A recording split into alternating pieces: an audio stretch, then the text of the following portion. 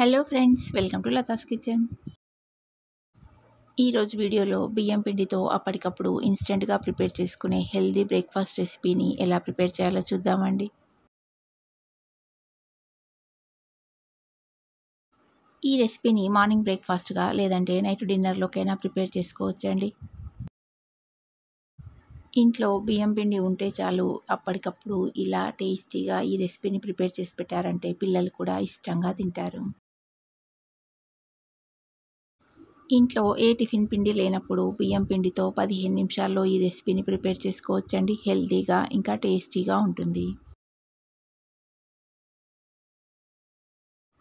ఈ రెసిపీని ప్రిపేర్ చేయడానికి నేను ఇక్కడ ముందుగా కప్పుతో బియ్యం పిండిని మెజర్ చేసి తీసుకుంటున్నానండి. నేను ఇక్కడ కప్పున్నర బియ్యం పిండిని కొలిచి ఒక ప్లేట్లోకి తీసుకున్నాను. ఏ కప్పుతో అయితే బియ్యం పిండిని తీసుకుంటామో అదే కప్పుతో నీళ్ళను కూడా మెజర్ చేసి తీసుకోవాలి.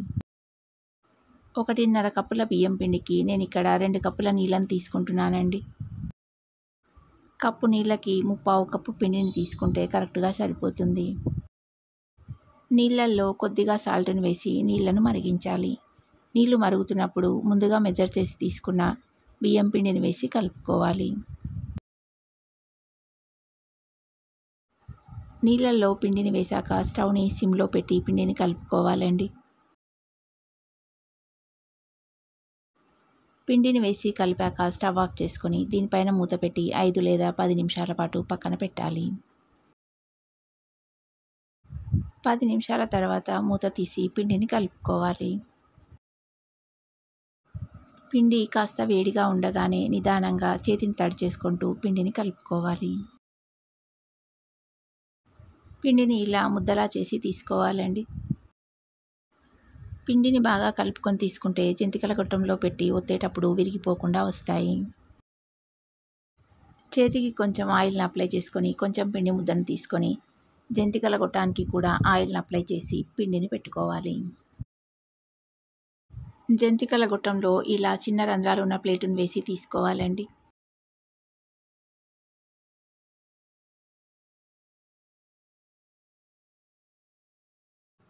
ఇడ్లీ ప్లేటుకు కూడా కాస్త ఆయిల్ని అప్లై చేసుకొని వీడియోలో చూపిస్తున్నట్టుగా పిండితో ఇలా చిన్న చిన్నగా జంతికల్లా ఒత్తుకోవాలి. నేను కప్పున్నర బియ్యం పిండితో ఈ రెసిపీని ప్రిపేర్ చేశానండి. ఈ క్వాంటిటీ నలుగురికి సరిపోతుంది.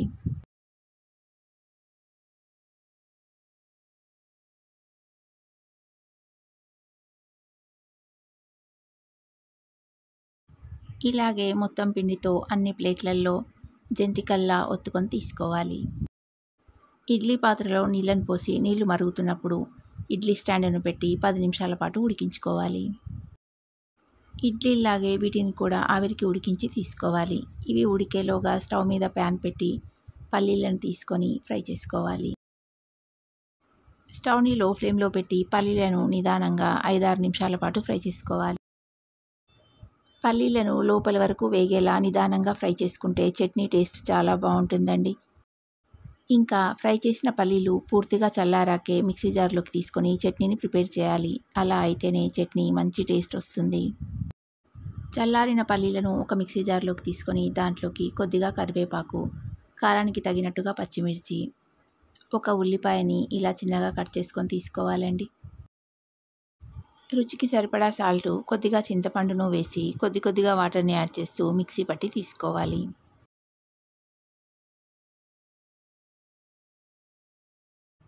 మిక్సీ పట్టిన పల్లీ చట్నీని ఒక బౌల్లోకి తీసుకొని కొద్దిగా వాటర్ని యాడ్ చేసి కలుపుకోవాలండి. ఈ రెసిపీకి చట్నీ లూజ్గా ఉంటేనే చాలా బాగుంటుంది. పచ్చడిలో తగినన్ని నీళ్ళను పోసి కలిపి పక్కన పెట్టుకొని ఇప్పుడు స్టవ్ మీద ప్యాన్ పెట్టి ఆయిల్ను వేసుకోవాలి. ఆయిల్ వేడెక్కాక ఆవాలు, జీలకర్ర ఇంకా ఎండుమిర్చిని వేసి ఫ్రై చేసుకోవాలి.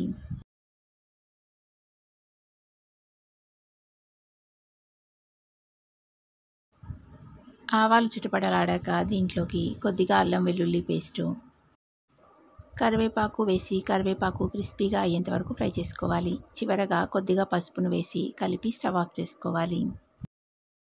ఈ పోపుని చట్నీలో వేసి కలుపుకోవాలి. 10 నిమిషాల తర్వాత స్టవ్ ఆఫ్ చేసుకొని ఇడ్లీ ప్లేట్లను తీసి వేడివేడిగా సర్వ్ చేసుకుంటే హెల్తీగా ఎంతో టేస్టీగా ఉండే బ్రేక్ఫాస్ట్ రెడీ అండి. ఇడ్లీ ప్లేట్లకి కాస్త ఆయిల్ని అప్లై చేస్తే ఇవి అంటుకోకుండా ఇలా ఈజీగా వస్తాయండి.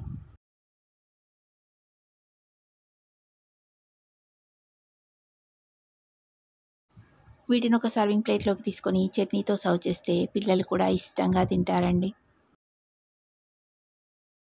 వీటిని ఇలా చట్నీతో అయినా లేదంటే సాంబార్తో అయినా సర్వ్ చేసుకోవచ్చండి. ఇంకా నాన్ వెజ్ గ్రేవీస్తో తిన్నా చాలా బాగుంటాయి. ఇంట్లో బియ్యం పిండి ఉంటే చాలండి, అప్పటికప్పుడు ఇన్స్టెంట్గా ఈ రెసిపీని ప్రిపేర్ చేసుకోవచ్చు. కాబట్టి మీరు తప్పకుండా ట్రై చేసి టేస్ట్ చేసి చూడండి.